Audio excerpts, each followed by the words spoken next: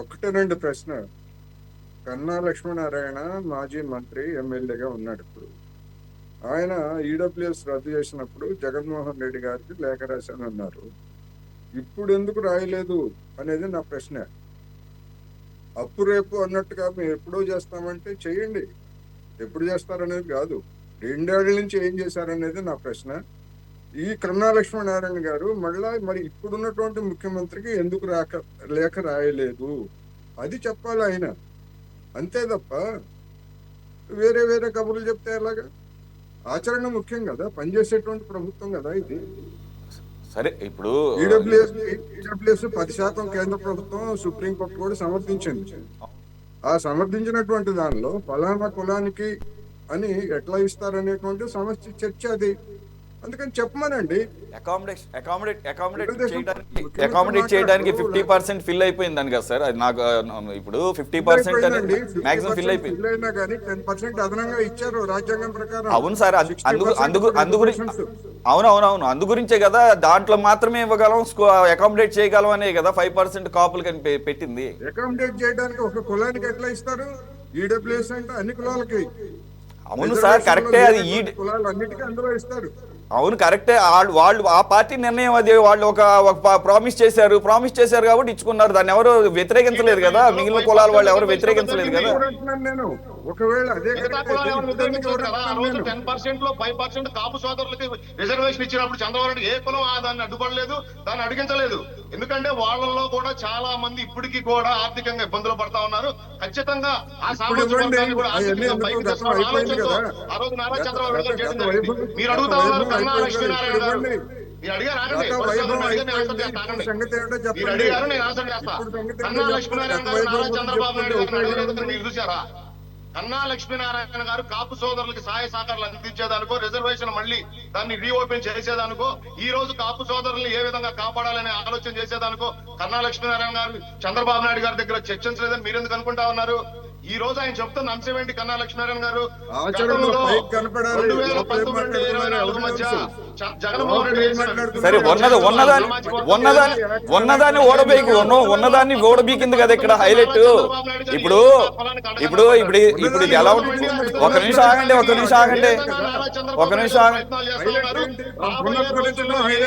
అదే ఇప్పుడు ఎలా, అదే సార్ బానే ఉంటది. అదే అలాంటప్పుడు తీసేసిన వాడిని కూడా తప్పు పట్టాల్సిన అవసరం ఉంటది. రెండోది ప్రజా దర్బార్ కూల్చేశాడు కదా అని చెప్పేసి ఇప్పుడు మళ్ళీ ప్రజా దర్బార్ ఎందుకు కట్టరు అంటే కొన్నిటికి సమాధానాలు ఉండవు. రైట్ టైం అది వేరు ఇది వేరు, దీనికి ఏదో వాళ్ళు ప్రయత్నాలు చేస్తా ఉంటున్నారు కదా, కాబట్టి ఇంకా టైం ఉంది కాబట్టి చూద్దాం. బాజీ గారు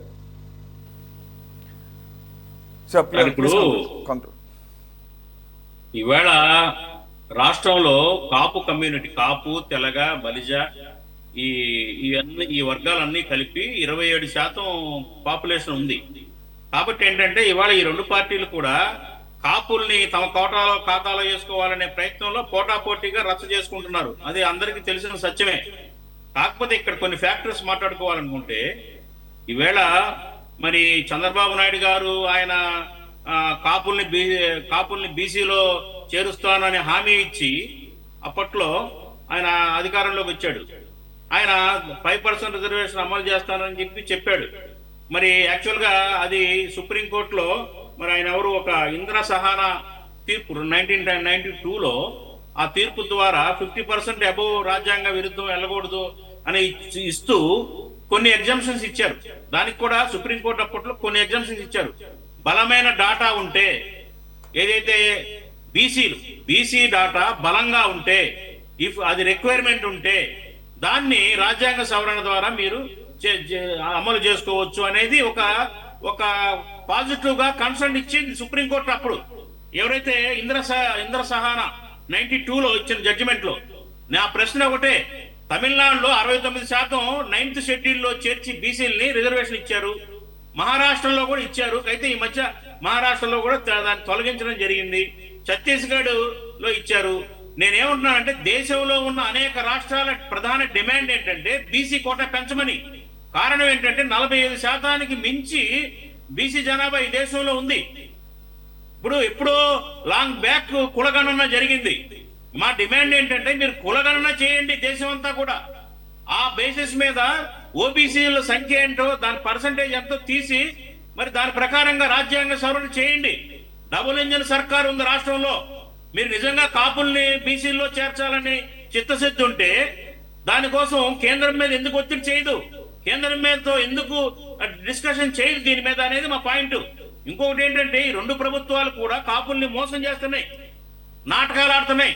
ఎవరు కూడా కాపుల కోసం ఎవడో ఏమి ఈ రెండు ప్రభుత్వాలు వైసీపీ కానివ్వండి టీడీపీ కానివ్వండి చిత్తశుద్ధితోటి కృషి చేయటంలా. దానికి ప్రత్యక్ష ఉదాహరణ టీడీపీ ఉంది. కాపు కార్పొరేషన్ పెట్టి 5,000 కోట్ల బడ్జెట్ అని చెప్పేసి ఇచ్చింది 100 కోట్లు. తర్వాత కూడా డెవలప్మెంట్ ఏమి లేదు, తర్వాత కూడా ఫండ్స్ అలాట్మెంట్ లేదు. కాపు కమ్యూనిటీలో ఉన్న పిల్లల ఎడ్యుకేషన్ కానివ్వండి లేకపోతే వాళ్ళకు వెల్ఫేర్ కోసం కానివ్వండి ఎక్కడ బడ్జెట్స్ పెంచడం కానివ్వండి ఎలాకేషన్స్ కానివ్వండి ఏమీ లేవు. అట్లాగే జగన్మోహన్ రెడ్డి గారు కూడా ఏదో ఎన్నికల పబ్బం గడుపుకోవడం కోసం ఓటర్లని దండుకోవడం కోసం రెండు పార్టీలు కూడా మభ్య పెడుతున్నాయి తప్ప చిత్తశుద్ధితోటి సీరియస్ గా ప్రయత్నం చేయటంలా.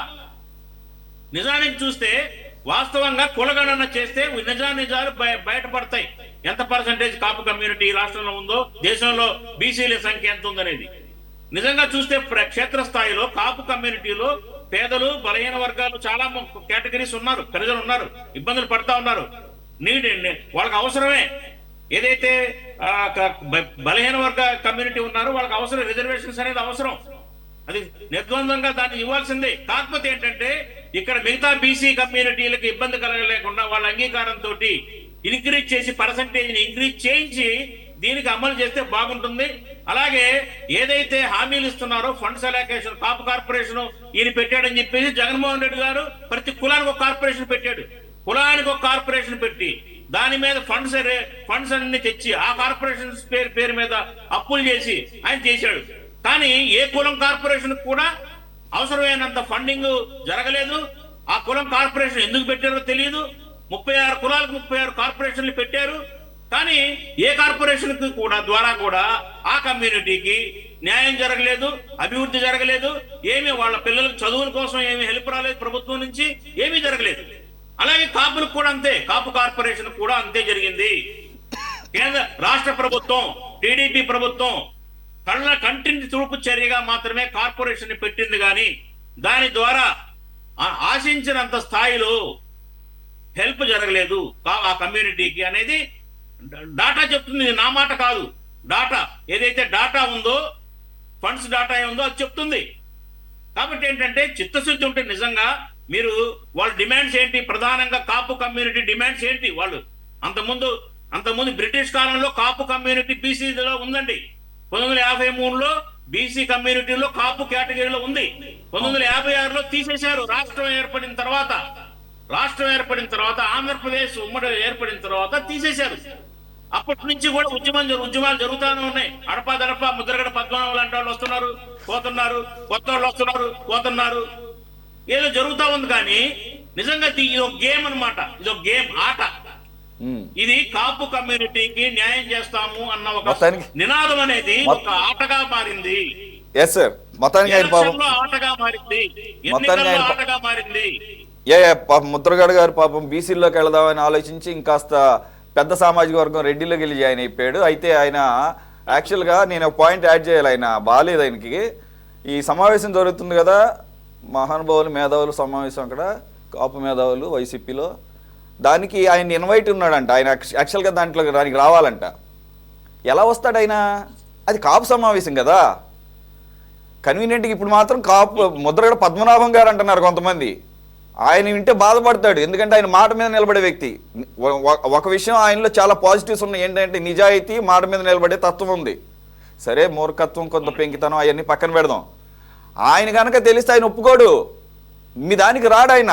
కావాలంటే మీరు రెడ్డి అని ఆత్మీయ సమావేశం పెట్టండి, ఆయన వస్తాడు, అవసరమైతే స్ట్రెచ్చర్ మీద అయినా వస్తాడు. కాబట్టి ఆయన అవమానిస్తున్నారు ఆయన అక్కడ. సురేష్ గారు కంక్లూడింగ్ పాయింట్ చెప్తాను. జగన్మోహన్ రెడ్డి గారి హయాంలో ఇంకా కొంచెం కన్వీనియంట్ గా మోసం చేశాడు ఆయన. ఎలా అంటే కాపులకి బెనిఫిట్స్ ఇస్తున్నానని చెప్పేసి నవరత్నాల్లో ఉన్న స్కీములన్నింటినీ ఇచ్చానని చెప్పేసి చెప్పుకొని ప్రచారం చేసుకున్నాడు ఆయన. అవును, అది అవును. అందరికీ అన్ని కులాలకు ఇచ్చే స్కీముల్ని కేటగరైజ్ చేసి సార్ ఇప్పుడు కాపులకు సార్ ఇచ్చేసాను ఇచ్చాను ఇప్పటికే కన్వీనియంట్ గా మోసం చేశాడు. అప్పుడే కాదు సార్, ఇప్పటికీ కూడా అదే వాదన వినిపిస్తున్నారు. ఏ డిబేట్ లో చూసినా గానీ పథకాలు ఇచ్చింది అందరికీ ఇచ్చారు, అందరికి ఇచ్చిన దాంట్లో దాన్ని మళ్ళీ ఇక్కడ సెగ్రిగేట్ చేస్తున్నారు తెలివిగా. అది అజయ్ గారు మీకు ఏమైనా ఉంటే counter points, only 20 seconds strictly and I will wind up. Suresh గారు, ఏదైతే ఈ రోజు కాపు కులానికి నేను న్యాయం చేస్తాను, గతంలో చంద్రబాబు నాయుడు గారు ఏం చేయలేదు, ఈ ప్రభుత్వం కాపుల మీద నాటకాలు ఆడుతుందని బాజీ గారు చెప్తా ఉన్నారు. కుల రాజకీయాలు మేము ఎక్కడా ఎత్తలేదు, ఎక్కడా కాపు సోదరుల్ని తెలుగుదేశం ప్రభుత్వం కానీ ఆ రోజున 2014-19 మధ్య కానీ ఇప్పుడు వచ్చిన కూటమి ప్రభుత్వం కానీ ఎక్కడ వాళ్ళని మోసగించే దిశగా మేము పనిచేయడం లేదు. రెండో అంశం, వైసీపీ ఈ రోజు ఏదో ఒక విధంగా రాష్ట్రంలో కులాల మధ్య కుంపలు రాజేసేదానికి వైసీపీ ఆడుతున్న నాటకాలు తప్ప ఎక్కడా నారా చంద్రబాబు నాయుడు గారు కానీ పవన్ కళ్యాణ్ గారు కానీ ఎక్కడా కాపు అనే పేరుతోనో కాపు పేరుతోనో కుల రాజకీయాల పేరుతోనో ఎక్కడా రాజకీయం చేసేదానికి ముందుకు రాలేదు. ఇక 2014 నుండి 19 3,200 కోట్ల రూపాయలు కేటాయించడం జరిగింది నారా చంద్రబాబు నాయుడు గారు. కాపు కార్పొరేషన్ కి 3,200 కోట్ల రూపాయలు కేటాయించడం జరిగింది 2014 నుండి 19 మధ్య. ఒకసారి పెద్దలు ఎంక్వైరీ చేయమండి బాజీ గారు. ఓకే, ఇప్పుడు జరిగిపోయిన దాని గురించి సరే అయిపోయింది. జరిగిపోయిన వాటి గురించి ఇప్పుడు భజన చేసుకుంటా కూర్చుంటే కుదరదు. కానీ ఇప్పుడు నారా చంద్రబాబు నాయుడు గారు ముఖ్యమంత్రిగా ఉన్నప్పుడు మాత్రమే ఈ కాపు ఉద్యమం లైవ్ లైట్. అబ్బా వినండి సార్, ఆగండి. ఓకే, కరెక్టే, ఓకే ఆగండి. ఇప్పుడు ఆయన దాన్ని క్యాన్సిల్ చేశాడు కదా. వినండి సార్, నాకు టైం ఎక్కువ లేదు, ఆగండి. మిమ్మల్ని గౌరవించి మళ్ళీ మీ కంక్లూడింగ్ పాయింట్స్ ఇచ్చాను, మీ గౌరవించి, కాబట్టి అది నిలబెట్టుకోండి. నేనేమంటున్నానంటే ఇప్పుడు పెద్దలు కోటేశ్వర గారు చెప్పినట్టు కానీ లేకపోతే బాజీ గారు చెప్పినట్టు కానీ 5% మళ్ళీ దాన్ని రోల్ బ్యాక్ చేసి తీసుకొస్తారా, అంటే roll back in the sense cancel చేసి దాన్ని మళ్ళీ తీసుకొస్తారా, మీరు పకడ్బందీగా తీసుకొస్తామని ప్లాన్ చేస్తున్నారు, అంతవరకు బాగానే ఉంది. దాంతోపాటు బాజీ గారు ఒక మాట అన్నారు, కాన్స్టిట్యూషన్ అమెండ్మెంట్ చేసుకునే అవకాశం ఉంది. నాకు తెలిసినంత వరకు ఆ ప్రొవిజన్ యూజ్ చేసుకుందని అనుకుంటే తమిళనాడులో ఆల్రెడీ 60% దాటేసింది అంటారు అక్కడ రిజర్వేషన్స్, అంతే కదా సార్ బాజీ గారు?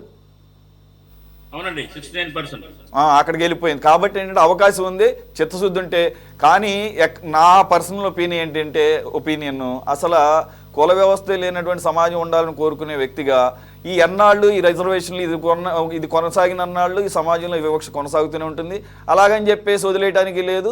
మరి కాంగ్రెస్ పార్టీ యొక్క విధానం అది, కుల గణన జరగాలనేది, ఆ రకంగా అన్ని వర్గాలకి న్యాయం జరగాలని ఉన్నదేమో 100% ఇంతమందికి న్యాయం చేయాలనుకుంటే మరి ఒకళ్ళకి గనక ఆ రకంగా ప్రొవిజన్ ఇస్తే మరి మిగిలిన వాళ్ళు అన్యాయం అయిపోతారేమో, అవన్నీ ఆలోచించుకోవాల్సిన అవసరం ఉంటుంది.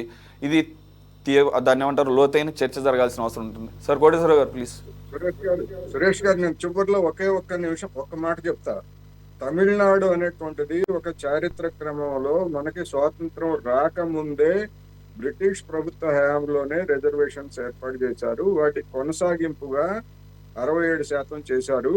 ఇప్పుడు ఆ 67% కూడా అది రాజ్యాంగబద్ధమా కాదా అని సవాల్ చేశారు. దాని మీద విచారణ జరుగుతూ ఉంది.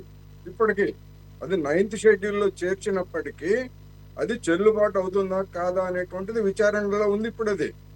అందుకని ఆ చారిత్రక క్రమానికి మిగిలినటువంటి రాష్ట్రాలని మనం పోటీ పెట్టక్కర్లా. అలా అనుకున్నట్లయితే తమిళనాడు తర్వాత మొట్టమొదటిసారిగా ఆంధ్రప్రదేశ్లోనే బీసీ రిజర్వేషన్లు వచ్చింది దేశంలో.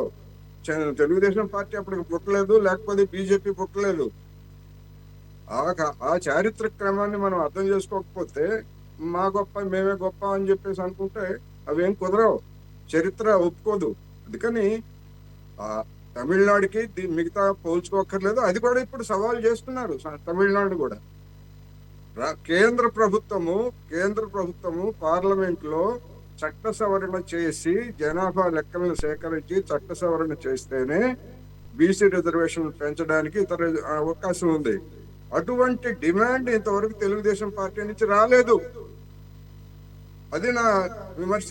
రైట్. ఎనీవే, ఇది ఒక బిగ్ డిబేట్, లోతైన చర్చ జరగాల్సిన అవసరం ఉంది. అలాగే తెలంగాణలో అక్కడ కులగణన చేసామంటున్నారు, మరి దానివల్ల ఎంత ఉపయోగం జరిగిందనేది చూడాలి.